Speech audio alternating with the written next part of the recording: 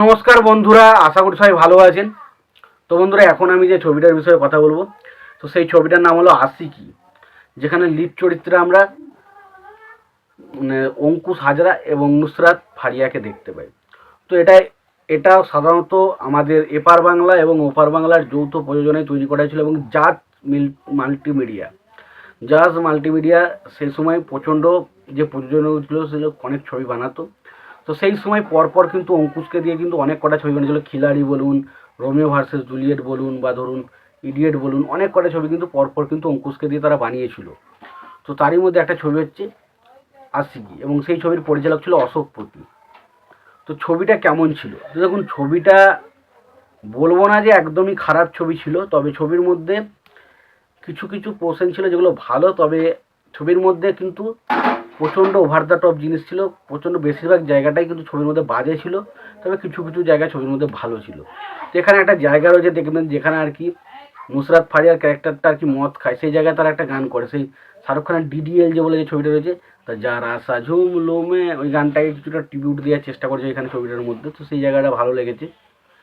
বা ছবির মধ্যে ধরুন মেন যে গল্পটা যদি ছোট্ট করে বলি, যেখানে অঙ্কুশের একটা দিদি রয়েছে, তার দিদির সাথে একজনের ভালোবাসা রয়েছে, এবং পরবর্তী সময়ে সে দিদির সাথে তার সম্পর্কের বিচ্ছেদ ঘটে, এবং কেন সম্পর্কের বিচ্ছেদ, এবং তার সাথে একটা প্রচণ্ড খারাপ কিছু ঘটে তার দিদির সাথে, এবং তারই বোন হচ্ছে আবার নুসরাত ফারিয়া, তার সাথে অঙ্কুশের প্রেম হয়, এবং কিভাবে অঙ্কুশ সেই যে তার দিদির ওপর হওয়া অন্যায়ের প্রতিশোধটা নেয়, সেটা হচ্ছে সিনেমার বিষয়বস্তু। তো সিনেমার মধ্যে প্রথম যেটা ভালো দিক ছিল ছবির মধ্যে গানগুলো, প্রত্যেকটা গান খুব ভালো। বৃষ্টি ভেজা স্বপ্ন দে, বা ধরুন এই আশিকি আশিকি করলো কি জাদু হাই, বা ধরুন তোর আশিকি পাগল করেছে আমায়, বা ধরুন এই গানটা মেয়েদের মন বোঝা নরে নয় সোজা, মেয়েদের মন বোঝা নরে নয় সোজা। তো সত্যি কথা, গানগুলো ডেফিনেটলি খুব ভালো ছিল ছবির মধ্যে, গানগুলো খুব সুন্দর ছিল। তবে অঙ্কুশকে খুব ভালো লাগে ছবির মধ্যে, অঙ্কুশকে দেখতে খুব ভালো লাগে, এবং সেই সময় অঙ্কুশ যে ধরনের ছবি করতো অঙ্কুশকে কিন্তু খুব ভালো লাগতো। অঙ্কুশ নুসরাত ফারিয়ার কেমিস্ট্রি কিন্তু ছবির মধ্যে দারুণভাবে ফুটে উঠেছিল, এটা দেখতে ভালো লাগে। ছবির মধ্যে বিএফএক্সের কাজ, সেরকম বিএফএক্সের কোনো কিছু কাজ ছিল না, তবে অল্প কিছু ছিল, এটা ভালো লাগে।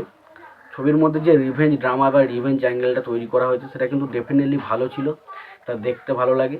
এবং অঙ্কুশ যে ধরনের ছবিগুলো করে তার তুলনায় কিন্তু এই ছবিটা অনেক অনেক বেটার ছবি ছিল। ছবির অঙ্কুশের পারফরমেন্স বলুন, বা অঙ্কুশের দিদির ক্যারেক্টারটা যে প্লে করেছে, প্রত্যেকের কাজ কিন্তু ছবির মধ্যে ভালো ছিল। নুসরাত ফারিয়ার কাজ আমার এমনিতেই ভালো লাগে না, অনেকের হয়তো বিশাল ভালো লাগে নুসরাত ফারিয়াকে, বাট আমার নুসরাত ফারিয়ার কাজ কিন্তু একদমই ভালো লাগে না বাংলাদেশের। তো নুসরাত ফারিয়ার কাজ আমার কিন্তু এই ছবিতে একদমই ভালো লাগেনি। এবং পাশাপাশি নুসরাত ফারিয়ার দাদার ক্ষেত্রে যে প্লে করেছে সেই জায়গাটা খুব ভালো। ছবির মধ্যে বিশেষ করে যে ইমোশনাল দৃশ্যগুলো রয়েছে, বা দিদির সাথে যে মানে অঙ্কুশের যে সম্পর্কর বন্ডিংটা রয়েছে, সেটা কিন্তু খুব ভালো।